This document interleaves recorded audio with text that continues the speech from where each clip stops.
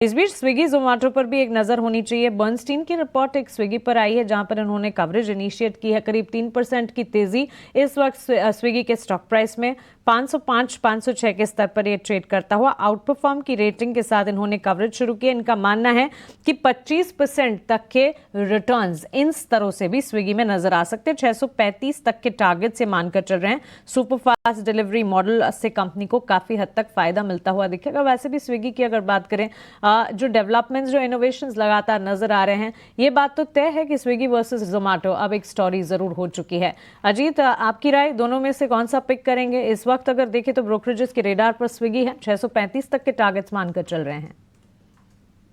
बिल्कुल, देखिए मानसी, यहाँ पे दोनों ही स्टॉक्स में आपने एक ठीक ठाक करेक्शन देखी है। जोमेटो में एनीवेज काफी स्ट्रॉन्ग मोमेंटम रहा है पिछले साल में, और अब जाके पिछले करीब 1 डेढ़ महीने से आप वहाँ पे प्रॉफिट टेकिंग का फेज देख रहे हैं। स्विगी में रिसेंट लिस्टिंग थी, उसमें ऑलमोस्ट जो लास्ट फेज था ऑलमोस्ट दोनों का आइडेंटिकल रहा है। यहाँ पे मुझे लगता है कि स्विगी का अपर हैंड है, कंसिडरिंग कि जिस तरीके से टेक्सचर है अभी, हो सकता है जोमेटो में थोड़ा सा प्रॉफिट टेकिंग और एक्सटेंड होते हुए नजर आए। यहाँ पे आपको 470 का जोन है, स्विगी में वो काफी इंपॉर्टेंट सपोर्ट एरिया बन गया है। तो मुझे लगता है कि उन लेवल्स के जितना नजदीक आप खरीदेंगे, जैसे कि अगर आपको कोई डिप मिल जाता है या फिर आप एक्यूमुलेट करते हैं 490 से लेकर 510 की रेंज में, तो 470 के स्टॉप लॉस के साथ डेफिनेटली आप लॉन्ग पोजीशन क्रिएट कर सकते हैं। 530 एक पहला टारगेट होगा, फिर 560 तक के levels.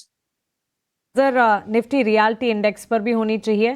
On a long term play upcycle का ट्रेंड जरूर बरकरार है, ये फंडामेंटल एक्सपर्ट्स का मानना है। लेकिन इस वक्त की तस्वीर अगर आप देखेंगे, निफ्टी रियलिटी इंडेक्स में कमजोरी के साइंस लगातार कुछ ट्रेडिंग सेशन से हम देख रहे हैं कि रियल एस्टेट सेक्टर से जुड़ी तमाम कंपनियों में बिकवाली का दबाव भी, और इसके पीछे की वजह भी है। अगर ताज़ा चैनल चेक्स की माने तो लॉन्चेस काफ़ी म्यूटेड नजर आए हैं।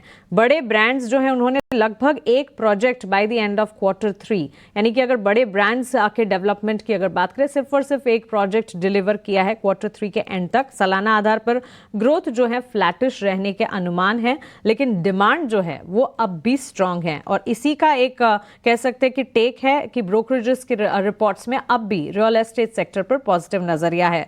जेफरीज की रिपोर्ट की अगर माने, गोदरेज प्रॉपर्टीज, मैक्रोटेक और DLF इनके रेडार पर हैं।